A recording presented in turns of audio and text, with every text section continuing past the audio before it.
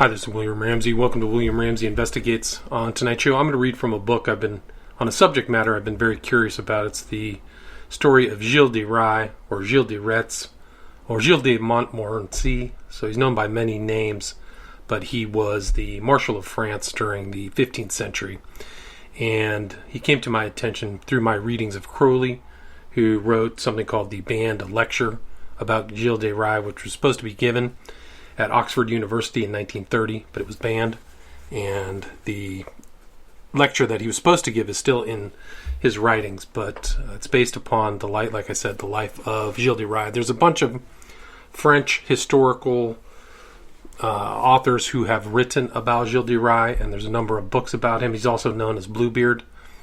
This particular book that I'm going to read from in its entirety, it's fairly short. It's written by Thomas Wilson, published in 1899 in New York, the Knickerbocker Press. And the title of his book is Bluebeard, A Contribution to History and Folklore, being the history of Gilles de Retz of Brittany, France, who was executed at Nantes in 1440 AD, and he was the original of Bluebeard in the Tales of Mother Goose. I'm going to read from the entirety of the book, which is 7 chapters. There's also 4 appendices, and the titles of the chapters are Chapter 1, Gilles de Retz, 1404-1420, his name, family, marriage, and education. Chapter 2, Gilles as a soldier, 1420-1429. First for John V, Duke of Brittany, against the House of Blois. He joins the army of France and is assigned to duty with Joan of Arc. Crowning of the king and Gilles made Marshal of France. Chapter 3, Gilles' life at home in Brittany, 1430-1439. The personal appearance of Gilles de Retz, an epitome of his life, his extravagance and ruinous expenditures, his inheritance, his sales and transfers of property, his love for the theater, mysteries, that of the siege of Orleans, mysteries at Nantes, the cathedral, expensive visit to Orleans, Maison de la Suze, the decree of the king interdicting his sale or encumbrance of property. An increasing demand for money drives him to magic in search for the philosopher's stone and the transmutation of base metals into gold, magic. Chapter 4, Gilles' crimes, Gilles' abduction of children, his familiars, Chateau de Tiffage, first process against Gilles, warrant, arrest, and imprisonment, Chateau de Nantes. Chapter 5, Gilles' trial before the ecclesiastical tribunal. The ecclesiastical tribunal, record in the archives of Loire Inférieure, the trial, his confession, judgment, and sentence. In Chapter 7, the trial before the civil court. Trial before the civil court, depositions, conviction, and sentence. In Chapter 7, the execution. The appendices are Mother Goose Publications, Bluebeard Stories, Mystery of the Siege of Orleans, and Depositions in Civil Court against Gilles. Introduction. The story of Bluebeard has become a classic in infantile mythical folklore literature wherever the English and French languages are spoken. Reverend Dr. Shahan suggests its possible existence in earlier languages and more distant countries. The story is more or less mythical.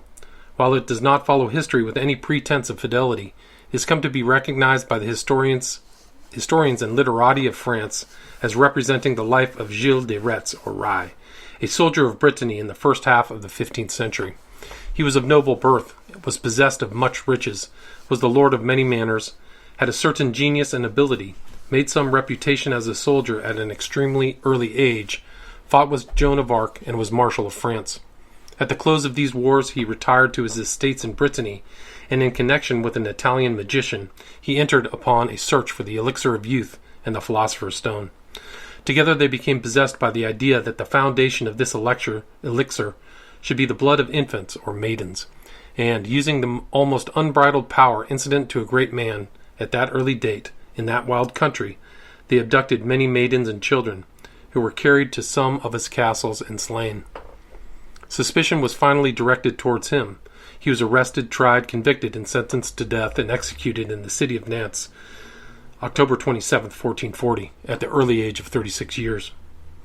The author of this volume was sent in 1882 to the good city of Nantes as a United States consul. While resident there, he entered upon the investigation which resulted in this volume. He obtained access to the original records of the trial in the archives of the department, and made a photographic copy of one of its manuscript Latin pages, which is shown in its proper place. The trial of Gilles de Retz took place in the Chateau of Nantes. Sentence was pronounced at the Place Bouffay, and he was executed on the Prairie de la Madeleine, the exact locality being now occupied by the Hospital of St. Anne. The author procured photographs and drawings of some of these localities, which will appear in this volume. Monsieur Charles Perrault was the author of the story of Bluebeard. He was born at Paris, January 12, 1628. His father was an advocate, originally from Tours.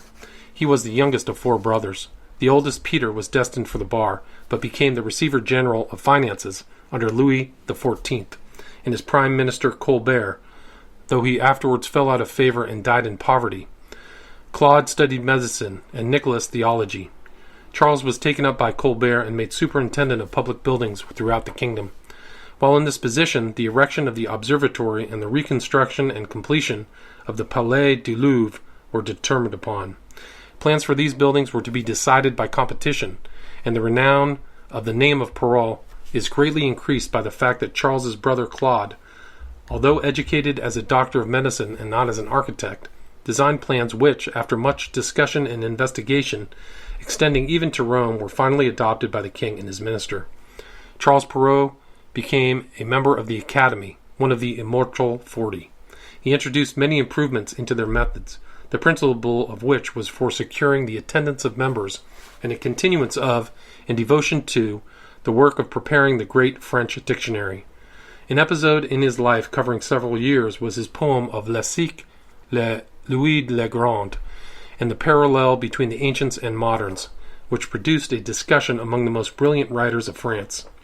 Beaulieu, Racine, La Fontaine, Lampierre, Bouet, Arnaud, and other illustrious champions took up the cudgels against Perrault and Fontenelle, and in favor of the ancient classic heroes. In 1662, Perrault retired from his office in the public building, selling his right therein to Monsieur de Blainville, a son-in-law of Colbert. Until his death, May 16, 1703, he devoted himself to literature and to the education of his children, and this was probably the happiest portion of his life, for he loved to be in the bosom of his family. He wrote for the amusement of his children that which has now become the most celebrated of his writings, which has done more to perpetuate his name and fame, by which he is better known than by the more pretentious and serious papers and poems, the Contes de Mère l'Oie, or Stories of Mother Goose. The first edition was published in 1697 under the name of his son, Perrault d'Armancourt, and dedicated to Mademoiselle Elizabeth Charlotte d'Orléans, the sister of the Duke of Chartres and the niece of Louis XIV. These Mother Goose stories were as follows: Little Red Riding Hood, The Fairies, Bluebeard, The Sleeping Beauty, Puss in Boots, Cinderella, Riquet à la Houppe, to which La Petite Poussée, the adroit princess, and the ass's skin were afterwards added. There were still others in verse and fabled translations. Perrault was much more poet than prose writer. His serious works were in poetry, painting, The Apology for Women, The Century of Louis the Grand, Genius to Fontenelle, and a portrait of the voice of Iris. We, however, are interested alone in Bluebeard. Studious historians or astute critics may dispute Perrault's history of Bluebeard, having been founded upon the life of Gilles de Rais, but the country people, the folk, of Brittany will simply smile at such erudition and continue in their former belief that Bluebeard represents a cruel, wicked man who lived here hundreds of years ago and who was executed for his many crimes against humanity. And the old men and women and the nurses will repeat the story of Gilles de Rais under the name of Bluebeard, sometimes how he abducted and murdered the children, and other times how he murdered his wives. In that country, Gilles de Rais will always be known as Bluebeard, and we must accept their verdict as final. Reverend Dr. Shahan writes, Dear Professor Wilson, I have looked through your interesting work with the greatest pleasure. It is just such a tale as I would delight in tracing through its strange genesis and stranger propaganda. I wonder if the actual facts were not soon plated back into ancient nursery tales of a kindred tone, and a fresh lease of life thus given to mythical narratives that would otherwise not have had strength enough to perpetuate themselves to our time, at least in such intensity and vitality. I would suggest as complete a literature of the Bluebeard subject as possible, and think perhaps it would be well to see what roots it had struck in German, Spanish, and Welsh soil, fields always susceptible at that time to anything odd or romantic. When I was a child, how I often cried with Sister Anne on the high tower, and looked for 3 specks out on the ocean, no bigger than the head of a pin. Thank God, their steeds were always breasted the flood bravely and arrived in time to save injured innocents. Is it not the true origin of Bluebeard, in an age of chivalrous ideal, of strict theologico-popular views of justice and of feudal individualism? The box of Pandora and the key of Bluebeard may have some relationship. Curiosity, irrepressible though dangerous, is its keynote, and I wonder if it does not all come from India, like those medieval tales that Gaston Paris tells about, or if it is not an old Gaelic myth, like that of Balor of the Mighty Blows, so well translated by Standish O'Grady in his Silva Gaelica. Yours very truly, Thomas J. Shahan. Chapter 1. Gilles de Rais. His name, family, marriage, and education. The original of Bluebeard in the Mother Goose story was Gilles de Rais, changed in 1581 to Retz, though he is sometimes called Gilles de Laval in history. Neither the date nor the place of his birth is known with precision, but it took place in the autumn of 1404, probably at Machecoul, one of the family chateaux in the southern part of Brittany. The ancestors of Gilles de Rais belonged to 4 noble and illustrious families in Brittany. 1 Laval, sometimes called Montmorency Laval, 2 Rais, changed to Retz in 1581, 3 Machecoul, and 4 Craon. These families could trace their ancestry to the 11th or 12th centuries. Gilles' father was a Laval or Montmorency Laval, named Guy. His grandfather was also Guy, and many of his ancestry bore the same surname. His grandmother was a sister of the great Du Guesclin. His great-grandmother was Joan, called La Folle, or the Crazy. The house of Rais in that day was represented by Jean le Sage, the Wise, 1371-1406. Being without heirs, she, in 1400, by solemn act, adopted Guy de Laval, the father of Gilles, as her heir and successor. A legal impediment existed in an act of disinheritance, which had been passed against Jeanne La Folle, the grandmother of Guy de Laval, and it required a special decree to enable Guy to accept the inheritance. This was finally done under the condition that he should abandon the name, arms, and escutcheon of the family of Laval and bear those of Rais. But Joan Lesage afterwards repented of her choice and attempted, by act of May 14, 1402, to change her succession in favor of Catherine de Machecoul. This begat a suit at law, which was taken by appeal to the Parliament at Paris. By this time Jean de Craon had come to be heir of his mother, Catherine de Machecoul. He had a daughter named Marie, and for the settlement of a contest which, it was feared with reason, might be interminable, it was agreed between the families, as it was between York and Lancaster, that the representatives of the 2 respective houses should be intermarried, and accordingly, in the spring of 1404, Guy de Laval, changed to Guy de Rais, was married to Marie de Craon, and thus it was that Guy de Laval, father of Gilles, became the heir and successor of Joan Lesage of Rais, received her property, and took her name. There has been some dispute among the historians of Brittany as to the dates, but it is agreed that the contest of law between the 2 families was begun in 1402, and still found on the parliamentary records in 1403, and was settled by the marriage, which was the best authorities agree could take place February 5, 1404. Guy de Laval, Rais, and Marie de Craon were the parents of Gilles de Rais, who was their firstborn. His birth is believed to have taken place at the Chateau de Machecoul during the last months of the year 1404. A doubt has been thrown over these dates, especially that of his birth, because of his extreme youth when he made his appearance in public affairs. If born at that time, he would appear to have been a Marshal of France at 25 years of age, but this was not impossible, and the weight of the evidence seems to favor the dates as given. The parents of Gilles had another son, René de la Suze, and he seems to have made but little figure compared with his redoubtable brother. Guy de Laval, the father, died on the last day of October 1415, and the records show his last will and testament dated on the 28th and 29th of that month. He gave the tutelage of his sons to a distant cousin, John de Tournamine, but by some means not appearing, the maternal grandfather, Joan de Craon, took upon himself their guardianship. The mother, Marie, was remarried soon after the death of her husband to Charles de Souville, the Lord of Villebon. The grandfather of Gilles and René seems to have been excessively indulgent and devoted to the children, and if he was old, he was of strong will, fiery temper, staunch patriotism, and obstinate disposition. In 1417, when Gilles was but 13 years old, he was engaged by his grandfather to Joan Paynel, the daughter of Fulks Paynel, the lord of Hambuy and Brickbeck. But the contract was voided by her death. In November 1418, the grandfather made for him a second contract of marriage, this time to Beatrice de Rohan, the eldest daughter of Alain de Porhoët. The contract was signed at Vannes with great ceremony in the presence of an illustrious throng of Breton nobles. But this contract came to an end, as did the former, by the unfortunate death of the young lady. This double failure did not, however, discourage the doting grandfather. He immediately proceeded with his arrangements for a third contract, this time with Catherine de Thouars, the daughter of Miles de Thouars and Beatrice de Morgan, and this marriage was celebrated on the last day of November, 1420. The young wife, Catherine, brought to her husband Gilles the property of Tiffauges, Pouzauges, Savenay, Confolens, Chabanais, and others of minor importance. The first two mentioned were well provided with chateaux. The property and chateau of Machecoul came to Gilles through his mother's family, and the chateau and property of Champtos came to him upon the death of his grandfather. Thus, with the fortune of his father, Guy de Laval, to which must be added that of the family of Rais left by Joan Lesage, made Gilles de Rais one of the richest barons in the province. Under the conditions of the adolescence of Gilles de Retz, his education may be better imagined than described.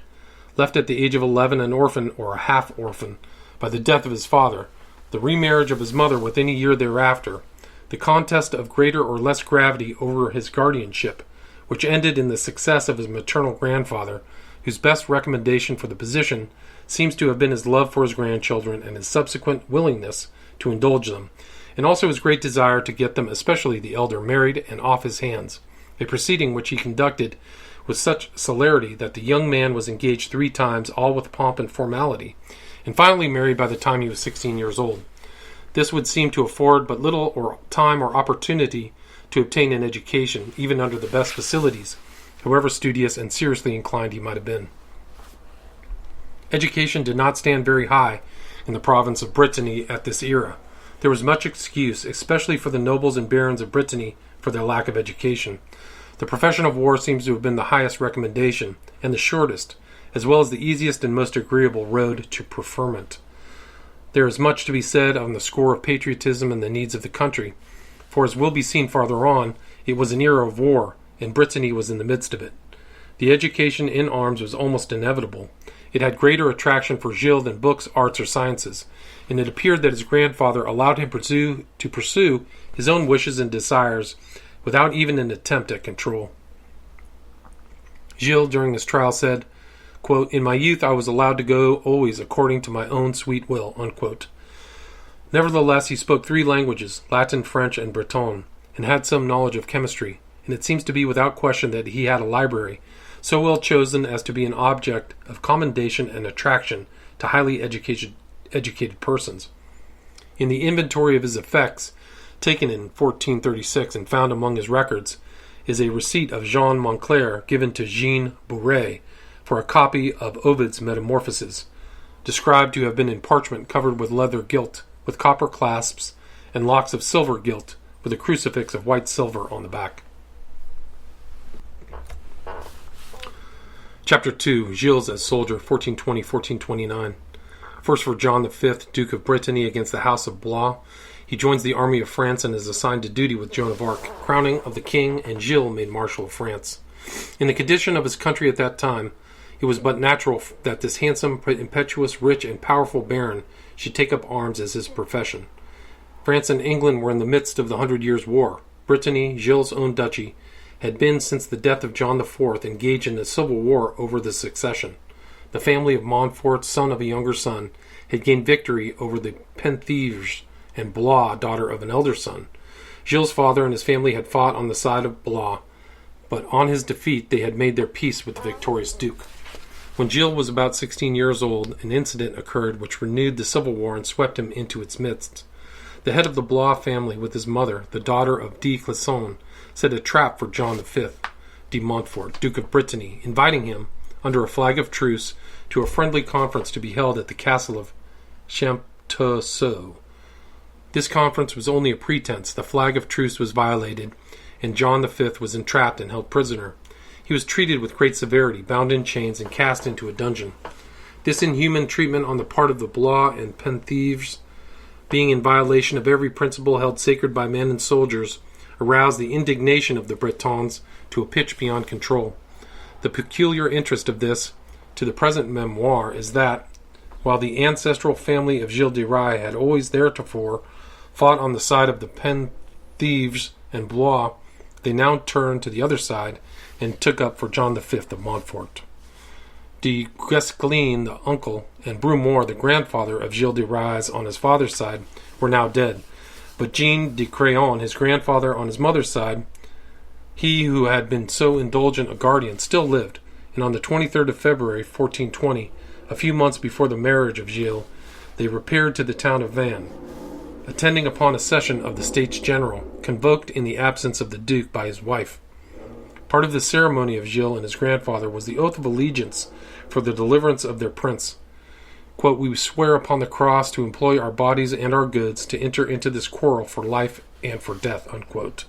And they signed it with their proper hands and sealed it with their seals. The war broke out anew. Alain de Rohan was made lieutenant general. An army of 50,000 men volunteered and took the field under him. In the front rank by the side of his grandfather, at the head of all the vassals of their united baronies, was Gilles de Retz. This army marched against Lamballe, which capitulated, Guingamp, the same family, and successively Hugon, Châteaulon, Brun, and finally against the Château of Champtesseau, in which the Duke was incarcerated. This resisted the assault, but was besieged and finally taken, the fortress demolished, and John V was released and returned to Nantes, where he was given a triumphal entry. The Château de Clisson, the headquarters of the Penthièvre faction, was south of Nantes 20 kilometers, in the immediate neighborhood of the most extensive property of Gilles de Retz. In revenge for his adhesion to the Duke of Brittany, which Margaret de Clisson was pleased to call his treason to her side, she found it most convenient to raid and destroy the adjacent properties of Gilles de Retz. In reprisal, the Duchess of Brittany confiscated certain rights which Olivier, Count de Blois, had in or about the Château de Clisson, and transferred them to the family of Gilles, and this was ratified by the Duke after his release. Then, as he says, quote, "in recognition of the good and loyal services of his cousins, of Suze and Rise," unquote, he gives them all the lands of Oliver de Blois, formerly Count de Penthièvre, and of Charles his brother. As was afterwards compromised by the payment of a certain sum of money, Penthièvre, Blois, and Clisson were cited to appear before the States General, at which Gilles and his grandfather assisted as councillors, and, as an end of all things, the Parliament of Brittany declared the Penthièvres guilty of felony, treason, and lèse-majesté, condemned them to death, and deprived them in perpetuity of their name, arms, and all honor in Brittany, but they escaped to France. This was the introduction of Gilles de Retz to the profession of arms, and his first appearance as one of the lords of the country. He was at the time only 16 years old, and immediately upon the conclusion of this campaign he was married to Catherine de Thouars. France at that epoch was in danger of the fate which afterwards befell Poland. The Duchy of Aquitaine, which comprised nearly all southwestern France, had for its duke Edward III, King of England. The Duchy of Burgundy had for its head Philip the Good, who was Count of Flanders, and was stronger in his duchy than was the King of France in his kingdom. These two were banded together by a treaty, offensive and defensive, and they and their countries were then, and had been for nigh 60 years, carrying on war against France, with the avowed determination of establishing the King of England on her throne.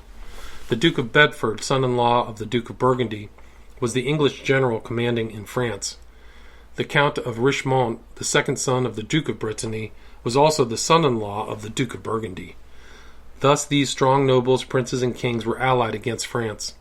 In the dukedom of Brittany, the contending houses of Blois and Montfort had been aided, respectively, by the King of France and the King of England, who had accepted and supported an English army on Breton soil. We all know of the condition of the dukedom of Normandy, how, only a few hundred years earlier, William captured England at the Battle of Hastings and established himself as her king. This process was now in danger of repetition, only with the conditions reversed, and France had in prospect a worse fate than she ever had before or since. Such was the condition of France at that time at the death of Charles VI on October 21st, 1422, when his son Charles VII came to the throne. Charles VII was married to Mary of Anjou, the daughter of Yolande of Aragon, Queen of Sicily, the widow of Louis of Anjou, a woman of noble heart, great spirit, and patriotism, and devoted to France. Yolande set herself, with all her beauty and diplomacy, to divide and break up this coterie of great noblemen who had organized themselves against the king, and to induce some of them to become supporters of France. On March 24th, 1425, Yolande started for Brittany, accompanied by sundry powerful seigneurs. Jean de Craon, grandfather of Gilles de Rais, was one of those approached, and his valiant services rendered to John V of Brittany in releasing him from the dungeon at Champtocé gave him great and deserved influence. Gilles de Rais had returned to his home after the defeat of the Blois party and was residing there in the quiet and peace of his newly married life when this new turn was made in the political kaleidoscope. A council of the States General of Brittany was assembled at the city of Nantes, and Gilles was one of the seigneurs in attendance. Naturally, he would be one of the lieutenants of his grandfather, Jean de Craon, who had openly espoused the cause of the King of France, and who went into the council with the express desire to win the Duke of Brittany in that direction. The assembly pronounced strongly in favor of the alliance with the King of France, and the month of September was fixed as the time, and the town of Saumur, midway between Nantes and Angers, was appointed as the place for a conference between the Duke of Brittany and the King of France. The terms fixed by the Duke were the same as those laid down by the Duke of Burgundy. That was, the expulsion of the Penthièvre and Blois families from the court of France. The king consented, and thus gained the active aid of the Duke of Brittany and the moral support of the Duke of Burgundy. The peace between the Duke of Brittany and the King of France brought its first great fruits in the offer to the king by the Count of Richmont, the brother of the Duke of Brittany, of his services against England, which was accepted, and he, the Count of Richmont, was made Constable of France. To him, probably more than to any other man, was France indebted for the final victory over England, and the establishment of France in her place among the nations of the world. Gilles de Rais, still with his grandfather Jean de Craon, embraced the side of the king with ardor. He was rich, and Charles was poor. He entered with spirit into all the pleasure and gaiety of the court. He became a pronounced favorite, and despite subsequent defection or opposition of the Duke of Brittany, and the renunciation or withdrawal of favor from the Count of Richmont, Gilles de Rais and his grandfather remained indissolubly bound to Charles VII and to France. The first appearance of Gilles de Rais in the service of the King of France, or as a member of his court, was September 8, 1425. He took service with the Breton troops, and made his first essay as a soldier on the side of the King of France in the siege of Saint-Jean-de-Bouvron. Gilles de Rais associated himself with Ambroise de Lor and Baron Beaumanoir, the son or grandson of him who led the fight for Brittany in the Combat de Trent. These three attacked and captured the fortress of Rainfort in Anjou, which capitulated with terms that spared the English soldiers, but left to be punished the Frenchmen who had committed treason against their country. Ambroise de Lor sought to save them, but Gilles was firm in his decision that they should hang as traitors, and such was their fate. The chateau of Malincourt was attacked by the same three, captured and surrendered on the same terms. The two friends, Beaumanoir and Gilles, held together in their undertakings. They were together at the siege of Montargis, which was conducted by Constable Richmont and La Hire. It was at this siege that La Hire, about to make the assault, was asked to join with the rest in prayer to God for aid and safety in the coming fight. He had not much experience in religious vernacular, but he joined hands, and with the fervor of a bigot and the faith of a devotee said, quote, "O God, I pray thee to do for me today what thou wouldst that I should do for thee, were I God, and thou La Hire." Unquote. In the assault which immediately followed, Gilles de Rais arrived on the top of the wall in advance of his soldiers. The first Englishman encountered was Captain Blackburn, the commander of the English forces, whom Gilles engaged in a hand-to-hand combat, killing him outright. On seeing their chief slain, the English soldiers threw down their arms and capitulated on the usual terms. This exploit was recognized by all his superiors, and covered the young soldier with glory. But the victories of the French in the north were not equal to those gained by the English in the south, who, having captured nearly all France, Paris included, advanced into the interior, until at last they appeared before Orleans and commenced its memorable siege. Then, in 1429, came the brilliant meteor across the sky of France, Joan of Arc, the Maid of Orleans.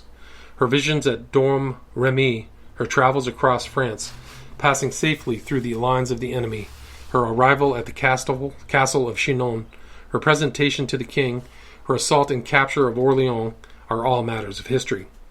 The theater of her exploits in western France was not far distant from the barony and residence of Gilles de Rais. He was the kind of man to be captivated by the Maid of Orleans, and he became one of her most devoted followers. It is said that he received from the king orders to be captain in her escort, whether as its commander does not appear, but he was with her at Chinon, Poitiers, Blois, Orleans, Jargeau, Meung, Beaugency, and Patay. On the occasion of the king's coronation at Reims, Gilles de Rais received the baton of the Marshal of France. There is a question as to the date, but none as to the fact. Some authorities give the date at June 21st, 1429. Others again say that with their peers of France he was promoted on the day of the coronation of the king, July 17th, 1429. Still others assert it to have been in the month of September. It is explainable that all three of these dates are correct, for the king might well have announced on the earliest date that he was to be promoted to the rank of Marshal of France. The ceremony of installation may have taken place upon the occasion of the king's coronation, and yet the commission not have been signed or recorded until September. That he was a high officer in a command upon that occasion and in favor with the king cannot be doubted. The kings of France, from Clovis, the first convert to Christianity, down to Louis XIV, were crowned in the cathedral at Reims. There is a tradition that upon the crowning of King Clovis, a white dove miraculously descended from heaven and hovered over, if it did not alight upon the king's head, bearing in its beak the ampulla containing the consecrated oil for his coronation. The latter was retained and became a holy emblem under the name Saint Ampoule, and was preserved in the Abbey of Saint Remy, near the cathedral at Reims, until it was destroyed during the French Revolution. From Clovis to Louis XIV, it figured in the coronation of every king of France. At the coronation of Charles VII, Gilles de Rais as Marshal of France, Marshal Boussac, Admiral de Coulon, and Lord Greville were the four nobles of France chosen as its escort and guard of honor. After the coronation, Gilles remained in the service of his former position of guard, or captain of the guard of Joan of Arc. He accompanied her to Paris, which the English evacuated and left to the care of the Duke of Burgundy.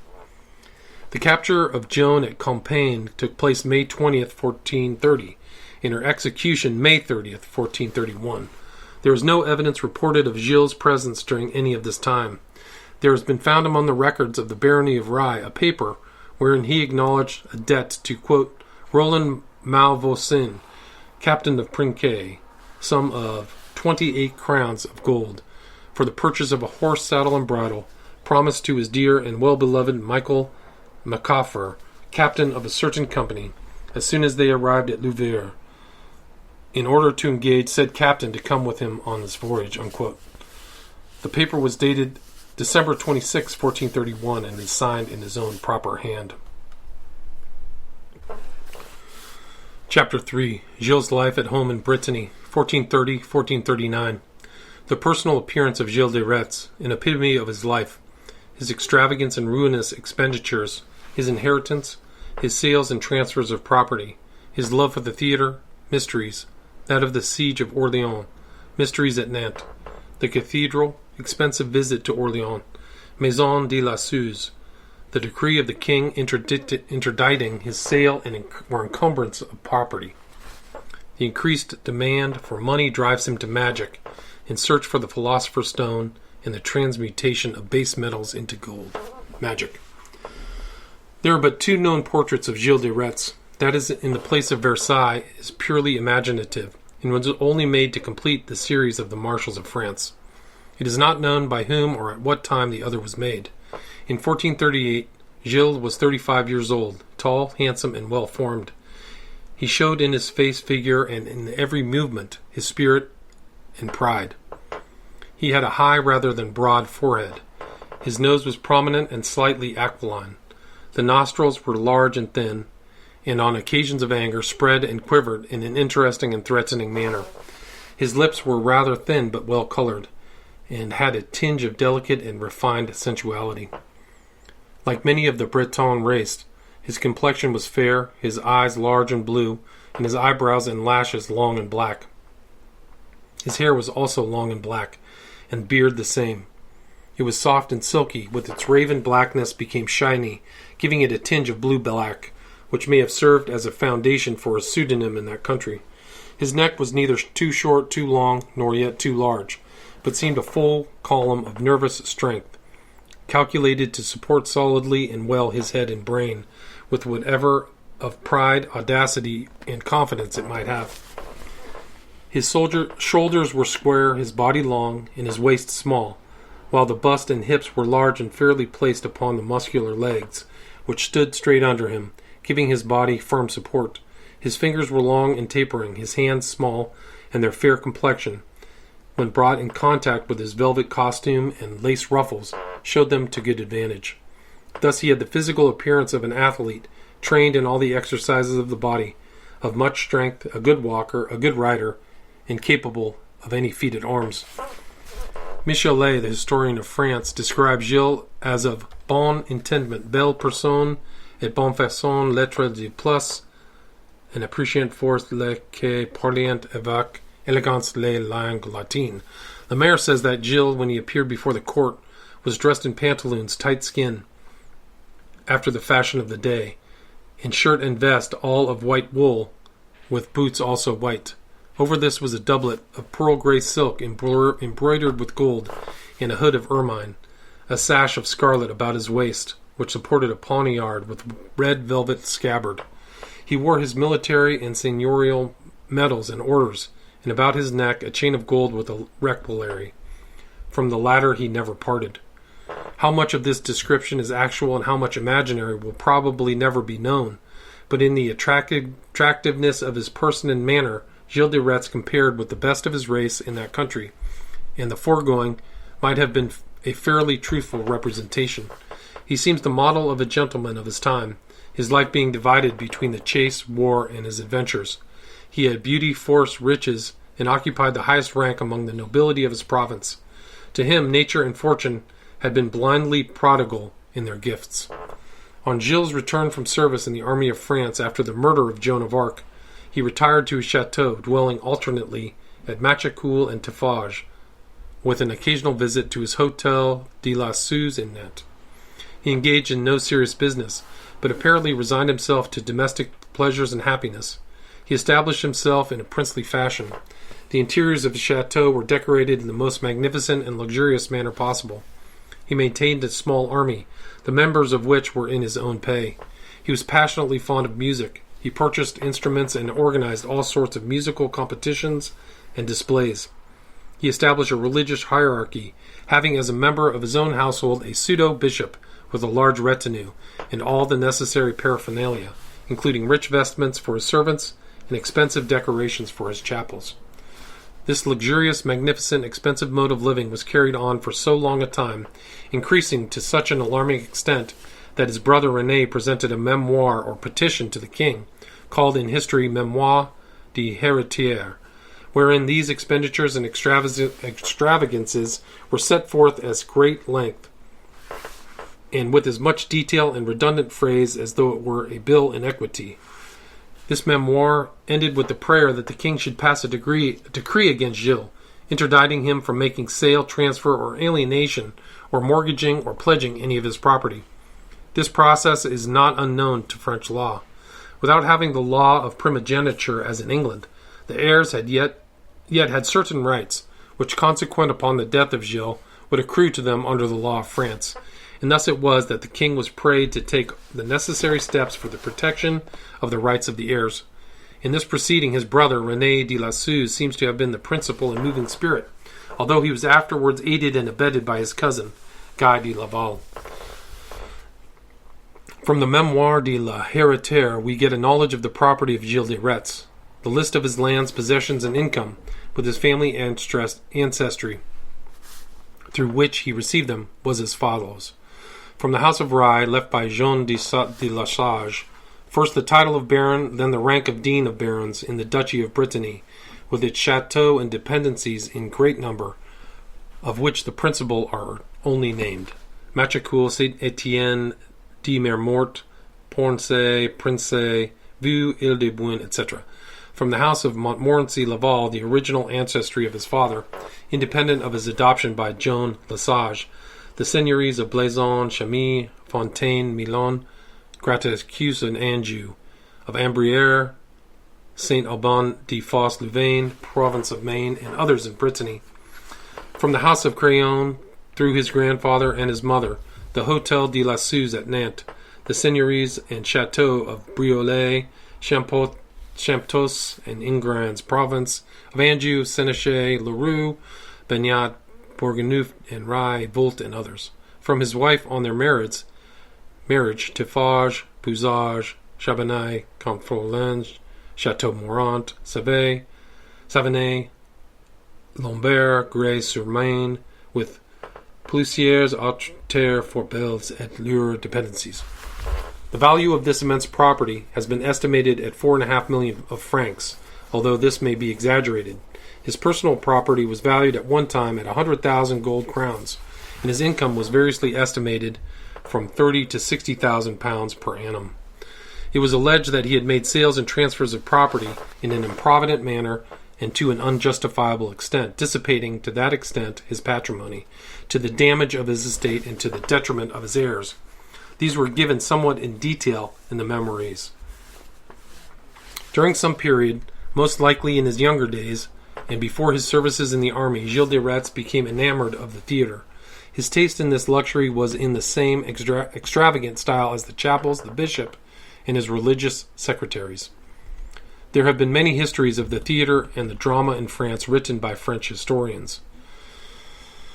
There may be many others, but with them all, our understanding of the extravagance and expenditure and the consequent elegance and richness attained by the theatres in France during the period in which we are now interested would be incomplete without a study of the life of Gilles de Rais. His love for the theatre manifested itself not simply in looking at the spectacle and hearing the play, but in organizing, arranging, and presenting the plays of the time in theatres established and conducted by himself. Some of those presentations were in his own chateau, but others were given in the neighboring cities, Nantes, Angers, Blois, Orléans, and minor places in the provinces of Brittany, Maine, Anjou, Touraine, and Poitou. One cause of his indulgence in the theatrical display appears to have been the desire to make himself popular with the people. That he loved the theatre and its plays, and that they gave him pleasure, is not to be doubted. But after all, it is supposed that his ambition to shine among the people formed the real foundation. The theatre had always been intended as a means of amusement. An attempt was made in France and the Latin countries during the 15th century to combine in the theatre instruction of a religious kind with pleasure and amusement. This attempt was fostered by the clergy, and in its execution, theatrical plays were performed in sundry chapels and sanctuaries. Whether the Passion Play at Ober-Gamarau is a revival or continuation of this custom is suggested but not decided. But such plays were common enough in the 15th century and met with favor in the Church. In its origin, this departure was exclusively religious and was adopted by the Church as an ingenious and original continuation of the education of the people in the mysteries of the Christian religion. Originally, it employed only sacred topics and used only terms taken from the ritual or from the Bible, and was altogether in prose Latin. With the lapse of time, the imagination of authors, and the progress of popular language, theatrical presentations passed from the chapels and holy places to the public places, and the Latin language was superseded by the vulgar. The priest who had conducted the play gave way to laymen, and the liturgy of the drama was superseded by other compositions. While religious scenes were continued and religious thoughts were the principal inspiration, yet there came interruptions and lapses. Secular and historic pieces were put upon the boards. These were occasionally fixed together and played, first one then another, without attempt at regularity or continuation, as we in the present day may have everything from tragedy to farce in the same season at the same theatre. In the 15th century, the favorite representations were the mysteries, and next the moralities, and after these dramas and farces. The former were religious or historic dramas, calculated as much for religious or historical instruction and entertainment as for pleasure and amusement. The Last Judgment, the birth of Christ, the baptism in Jordan, the marriage in Cana, and other mysteries in the life of Christ were presented, usually on holy days, at Christmas, Easter, Ascension Day, and Pentecost. It is not in not a few cases the theater was in the open air, and this custom has been kept up in Brittany and certain provinces in France to the present day. While there are regular theater halls in the cities, yet throughout the country are traveling troops of mountebanks, jugglers, conjurers, etc., with trained dogs and other animals, who, arriving at a small town in the afternoon, pitch their tents upon the marketplace or any other open square which can be secured, advertise the play by beating of drums or ringing of bells, charge 1 sou for stand-up admission, 2 sous for admissions and a seat. The stage is made by unrolling a strip of carpet upon the ground or pavement, and here will be performed the sublime tragedy, the touching drama, and the roaring farce. One of the first paragraphs in the chapter on the extravagant and ruinous folly of Gilles in the Memoire de la Héritière tells that the establishment, organization, and equipment of these theaters and the performance of the plays was at the expense of Gilles. The succeeding paragraphs enlarge upon his immense and ruinous expenditures in this regard. The decoration, apparel, apparatus, and costumes of all the actors were ordered by him. He required the best of everything, while the question of expense or even of value seemed as nothing. When he wanted them, and they were purchased at the asking price. Each person had his special costume according to his role and dignity, the beggar, the valet, the huntsman, as well as the soldier, knight, and noble. The fair ladies, the saints in heaven, were all accoutred and equipped with stuffs of such richness as would magnify the greatness and power of the author and owner of it all, and gratify his inordinate ambition. Gold, silver, velvet, precious stones, rich armor, luxurious harness, fine embroidery, silken stuff, satin, and all the marvels of art in profusion. When the ornaments of the church were required in any scene or play, there were copes, chasubles, dalmatics, albs, and all the ecclesiastical robes so rich and sumptuous. His ecclesiastical paraphernalia was at the command of the theater. The follies and ambition of Gilles not only required his theatrical costumes and property to be of the richest and most expensive stuffs, but in his maladministration they were bought at high prices, payment frequently made with promises greatly increasing their cost. With all this, his pride was such that he never permitted the same dress to be worn twice. Everything was required to be made anew for each representation and for each series of representations. New costumes seemed to have been his particular fad in that day, so that he could use the same terms which now appear in the playbills of the city, entirely new and elegant costumes. Having been once used, they were thrown aside or sold at whatever could be gotten for them. This meant to buy at the highest price and sell at the lowest, a system which we well know produces financial ruin. His ambition and desire to please led him into foolish and useless expenditures. All his theaters and the plays rendered by him were free. The people who attended paid nothing. Gilles paid the expenses of the entire entertainment. Consequently, one can easily understand the statements made in the memoirs of the ruin wrought by these representations, the cost of each one being 30, 40, or 50,000 francs. Gilles' favorite play was the mystery of the siege of Orleans. Here he was not only actor but principal. It was a drama in verse, though not in rhyme. It was based upon the events of that memorable siege.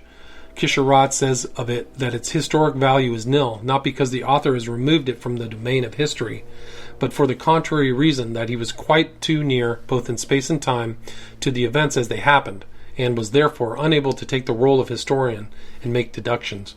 He could not form conclusions, nor announce principles. All that he did was to recount the actions and events as they happened day by day. He was a recorder, not an historian.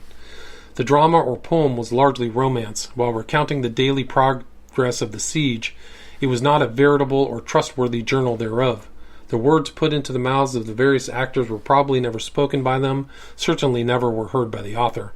But they were speech of the day, they were news gathered at the time which might have appeared in the daily newspapers, if such things that had then existed. It is because of their nearness to the events that they are not history. How long the mystery of the siege of Orleans continued to be represented in the theater as a drama is immaterial. 140 personages have been introduced upon the stage, not counting the groups of soldiers, peasants, citizens, and musicians. The Marshal de Retz figured in it as one of the prominent actors, in close relation to the king and to Joan of Arc. Not only is his name mentioned, but he himself had a speaking part and was present on the stage. Naturally, he would take his own part and appear under his own name in the play, and this was both a compliment to his courage and ability as a soldier and his versatility as an artist. While it kept him constantly before the people, it gave him an opportunity to gratify his ambition. It was useless to give any description of it, for it is simply the representation of the siege of Orleans, written by one who, while he did not copy the journal, had it under his hand while writing the drama.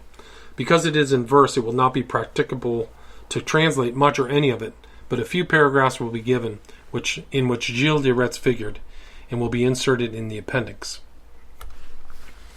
A description of one of these mysteries had been given us by Monsieur Paul Saunier. Its presentation took place in the Place de Notre Dame before the cathedral at Nantes on May 21st, 1439, under the direction and at the expense of Gilles de Rais. It was the mystery of the Lord Jesus Christ and of the Virgin Mary. It was written by a young poet, Jean Lanot, and Gilles de Rais is reported to have paid him the sum of 10 golden crowns. Whether the story told by Saunier is absolute verity is of slight consequence. There can be little doubt that it represents truthfully the custom of the period relating to such spectacles, and is a fair description thereof. Much of it is recognized in accordance with habits and customs of that country in the present day. All public proclamations and announcements by official authority in the provinces are made through the aid of either trumpet or drum, but in Brittany with the trumpet. The herald or other officer, when making an official sale, begins generally at the city hall, and makes the round of the city, sounding his trumpet at prominent places, calling the people together to hear his announcement, which he makes via voce, and so passes on to the next place, repeating the performance. Lost children are cried in the same way, except that when done by a private individual, a bell is used.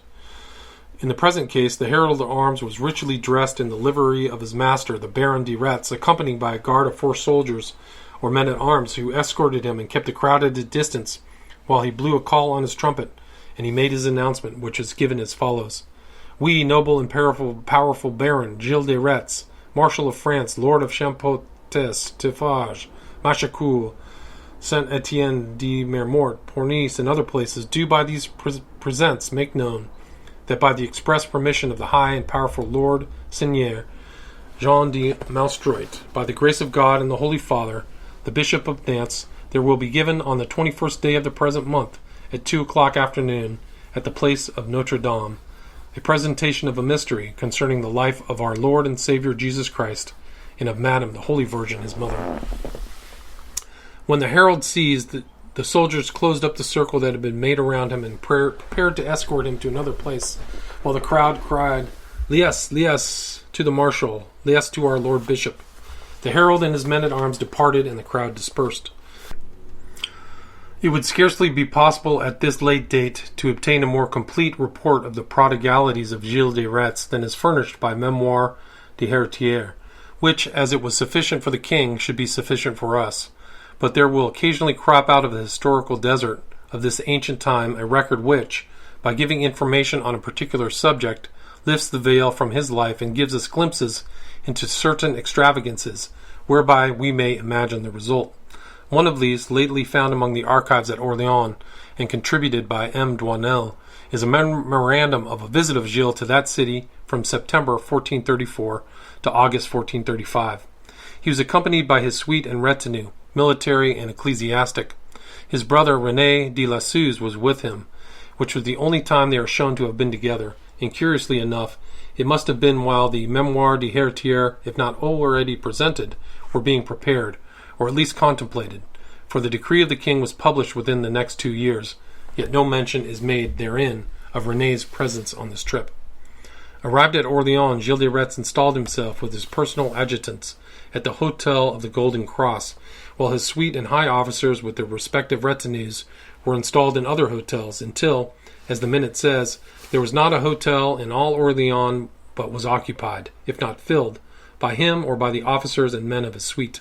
His college, that is, the ecclesiastics, 25 or 30 persons, were installed at the Crown de Saint-Georges, the choir and their leader leader at the sign of the sword, his armorer Hector Brosset at the coop, his brother René Lassus at Little Salmon, his counselor Gilles de Rais, Guy de Bonnière, Guyot Chambray, Guillaume Tardif, and Guy de Blanchefort, with his captain of the guard at the Grand Salmon, his chevalier Monseigneur de Montarnier, Fouques Blasp, Jean de Rennes Bollet in the image of Saint Mary Magdalene, Jean de Montclay at another suite, while men-at-arms, servants, lackeys, and followers occupied the White Horse, the Savage Man, and the Crown of Orleans. While at Orleans in 1434, he made thence during the autumn a trip to the Bourbonnais country, stopping for a time at Mont-Lucon, at the Hotel Crown of France. When his hotel bill for 810 reaux d'or was presented, he could only pay 495, and his two servitors, Jean de Cellier and Huet de Villarceau, became his guarantors of payment. Everything during the trip was at his expense. They all traveled on horseback, unless it was some high dignitary or quelque malade or sick who had a chariot. Horses and all expenditures were furnished by him. In preparing for such a trip, everybody was provided with new, striking, and consequently expensive costumes, suitable for the suite of such a rich and puissant baron. On his return to Brittany in August 1435, it was found that his travels during the year had cost the round sum of 80,000 gold crowns. The memoirs say this trip left a train of devoured revenues, lands sold, seigneuries mortgaged, works of art and valuables hypothecated, with considerable debts and unpaid loans, which menaced ruin and open abyss threatening to engulf everything. Among the records found at Orleans was one which, made under the circumstances relating to his expenses and financial condition, throws a strong sidelight on his character, bringing out the recklessly spendthrift side of it, and would go a long way towards justifying the king's decree of the interdiction of the sale and mortgage of any property, which, it is not to be forgotten, shortly followed this visit to Orleans. This paper, prepared by Gilles, provided the noble and puissant Lord Monsieur Gilles, Seigneur of Retz, Count of Brienne, Lord of Champotos, Pougeage, Marshal of France, has lately, for the good of his soul, and looking to our Lord Jesus Christ, on behalf of himself, his late father, mother, relatives, and friends, all sinners, made a foundation in memory of the holy innocents at Machecoul in Rais, Duchy of Brittany. By this paper he appoints a full corps of priests, vicar, dean, archdeacon, treasurer, canons, chapter, and college. For the support and maintenance of this establishment he gives in trust, in due and formal language, to the King of Sicily and Duke of Anjou his castle and Châtellenie of Champtos, and to the Duke of Brittany 1/2 of barony and lands of Rais. He confirmed this gift before notaries named. He declared the two princes named should act as his trustees, and providing for their possible refusal to act, he names respectively and in succession as future trustees the king, the emperor, the pope. In case they all refuse, the land shall be divided between the knights of the orders of St. John and of St. Lazare. All the princes named refused, and each, as far as he could, interdicted and prohibited Gilles from carrying out this project. It accordingly fell through. Yet at the moment of his establishing this priestly organization, he was engaged, as we shall see farther on, in the commission of the most horrible and unnatural of crimes, for which he was, before the end of the decade, to be ignominiously executed. His Maison de la Suze has been described, whether actually or only from similar houses of the epoch is now impossible to tell, but it is said to have eclipsed in its luxury and taste the palace of the Dukes of Brittany. It was ornamented and decorated to a high degree. All countries were laid under their tribute to furnish riches for its decoration, Italy for its painting and sculpture, Spain for its Cordovan leather, Flanders for its tapestry, Venice and Bohemia for their crystals and glassware, the Orient for its magnificent stuffs, and Persia for its tiles and faience. While without doubt the ceramics of his own and neighboring provinces, like Tours, Orléans, Gien, Quimper, and Poitou, the latter the forerunner of Limoges, were represented in the luxurious fittings of the houses and chateaux of Gilles, the Baron de Retz.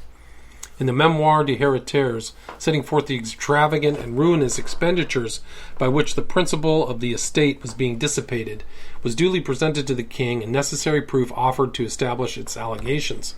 The date is not given, but it should have been about 1432 or 33. In 1435-36, the king, having become satisfied of the truth of the matters alleged, through his Council of State and by letters patent, issued his decree of prohibition against the alienation or encumbrance by Gilles de Rais of any of his lands or seigneuries. This decree has been preserved to us in Guepin's History of Nantes. The king enjoined upon his parliament the duty of carrying this decree of interdiction into effect, and under severe penalties he forbade any captains, guards, tenants, or persons in charge from attorning or delivering up to any stranger to the title of any chateau or fortress of Gilles de Rais until Parliament should so order. The decree was published at the sound of the trumpet at the principal places concerned: Orléans, Tours, Angers, Champtos, Puisage, Tiffage, Saint-Jean-d'Angely, and other places. The Duke of Brittany refused to accept, register, or publish the decree, and it was in vain that the femme parente et l'amie of Gilles solicited him. It is alleged that this was to enable the Duke to take advantage of the necessities of Gilles and purchase his lands at ruinous prices. He purchased some and took mortgages on others. Champtos, Bourg-Neuf, Benat, and Prince de Prince were mortgaged for the sum of 100,000 crowns of gold, to be repaid within 6 years. In this way did Gilles, during these 8 years of his life, dissipate the sum of 200,000 crowns for the heritage. The king's interdiction of the sale or mortgage of any of his property aggravated Gilles' situation by increasing his difficulties in obtaining money. He had no scruples about borrowing money from whomsoever he could, and if repayment could be put off a sufficient length of time, he would promise the return of it doubled or trebled, as the creditor demanded. The situation must have been irritating to Gilles, and doubtless proved his incentive to magic, by which he hoped to discover the philosopher's stone, and thereby the means of converting the baser metals into gold. Whatever he may have done or thought in this direction prior to the passing of the decree, it seems that later he entered into closer relation with the alchemist and magician, and sought to study the practice the black art to a greater degree than he ever had done before. From this on, we have to treat Gilles as a changed man, not only in his conduct, but in his character and desires. He separated from his wife, but established her in the chateau of Champtos, where he installed himself with his retinue, including his magician, in the 2 chateaux, one at Machecoul, which he had received from his father Guy de Laval, but principally at Tiffage, which he had received from his wife. Here we have to treat of him no longer as a soldier or as a noble of France, but in his character of magician, necromancer, debtor, robber, and murderer. Under these circumstances, what course Gilles was to pursue, and what could he do to retrieve his fallen fortunes? He required money, but he was spending more than his income. He was selling off his property and reducing his principal in the vain attempt to liquidate his debts and provide for his present expenses. He did not have strength of character to adopt a rigorous reduction of his expenses and live on a moderate and conservative plan. Indeed, such would hardly have been natural. The great man of a neighborhood who, having been entrusted with large sums of money, or the banker or trader, being deeply indebted, endeavors to restore his broken fortunes by retrenchment of expenditures, only precipitates the catastrophe he seeks to avert. The ostensibly rich man who proposes to make himself better able to meet the demands of his business by disposing of his horses and carriage, closing up his houses, selling his yacht, giving fewer entertainments to his friends, instead of proving himself successful and inviting confidence in his ability to pull through, will prove the architect of his own doom. Therefore, what was Gilles de Rais to do? What he did was to rely upon the success of his scheme for the discovery of the philosopher's stone, in the hope to thus replenish his empty coffers. Chapter 4. Gilles' Crimes. Gilles' abduction of children, his familiars, Chateau Tiffage, first process against Gilles, warrant, arrest, and imprisonment, Chateau de Nantes.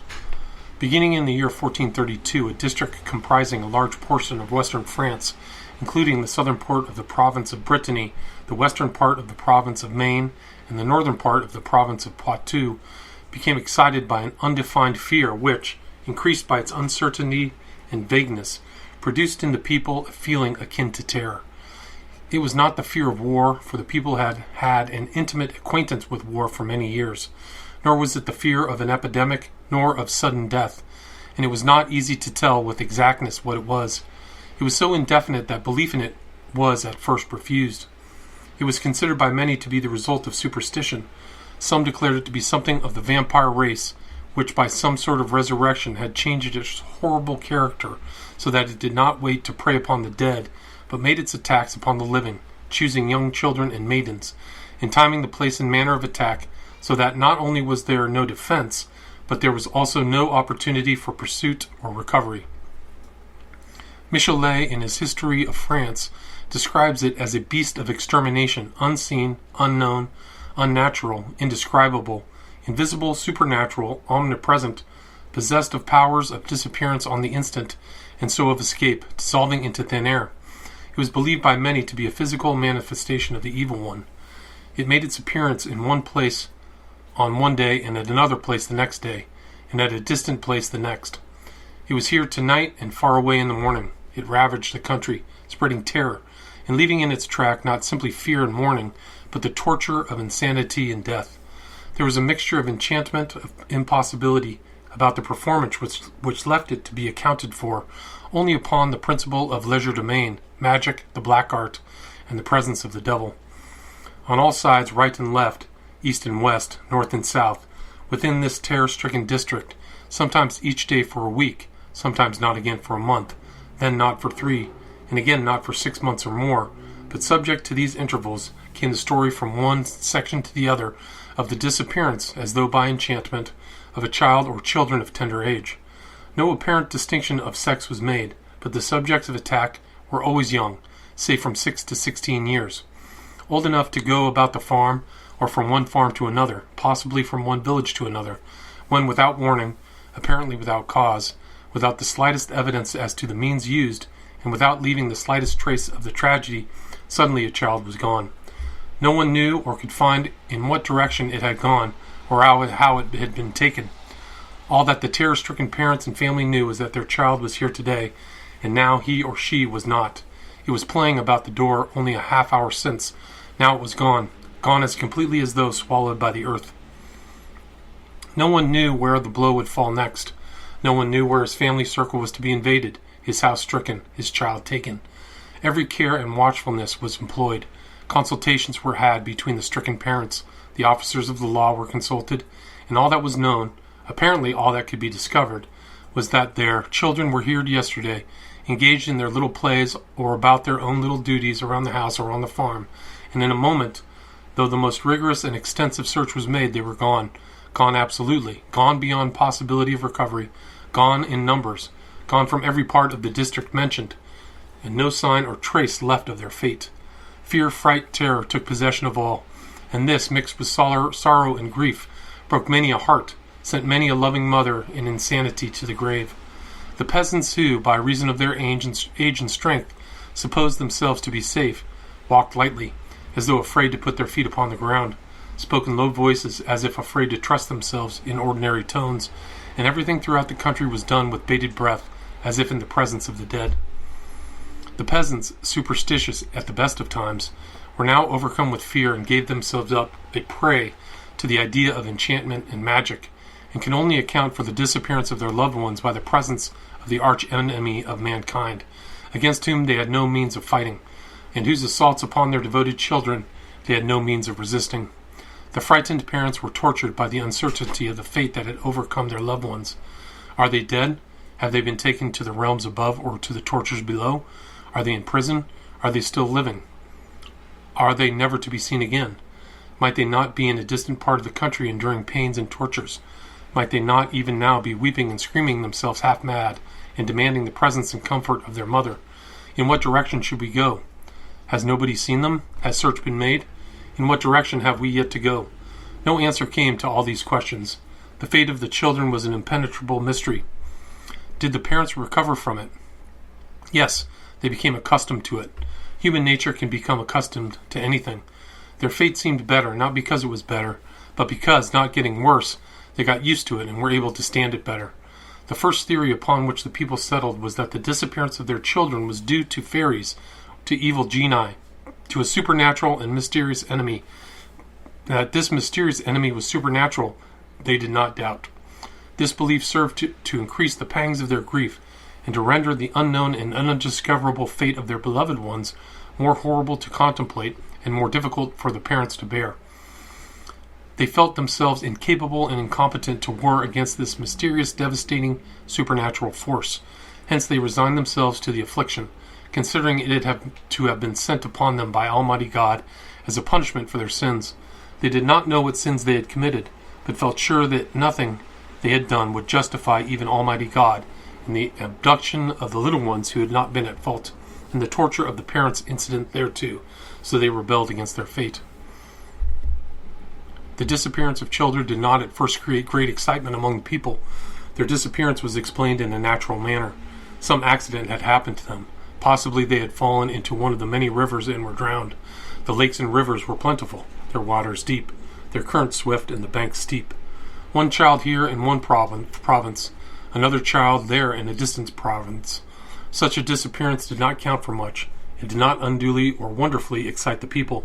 But when it came to spread over the entire country, and by the comparison and the overlapping of searches and the employment of officers, it was discovered that this beast of extermination, this great, powerful, mysterious, supernatural visitor or power, was making itself felt throughout the entire country, and that no house was safe, that no parent could say with certainty that his own child might not be taken next morning. Then the country became excited, alarmed, and finally terror-stricken. At last it became so apparent that these ravages were confined to a given district, a circle of country approximately bounded by the present cities of Vannes, Rennes, Angers, La Rochelle, and so opening to the ocean. Of this circle, Nantes was approximately the center. This condition continued, growing more acute year by year. Each year new families were stricken, and the terror became more widely spread. A man of the character and ambitions of Gilles de Rais would naturally have about him a corps of men to assist in carrying out his nefarious courses. They would necessarily be without fear and without conscience, adepts in secrecy and deceit, with the instincts and abilities of detectives and ready to obey any behest of their master. Gilles had such a corps of lieutenants. Most of them were Bretons as he was, thoroughly acquainted with the country, most of them lowly born, many of them illegitimate and strongly suspected to have had fathers of higher birth than their mothers. Gilles made choice of these familiars from among his retinue, selecting the best qualified to carry out his projects and to be his right hand in executing his plans.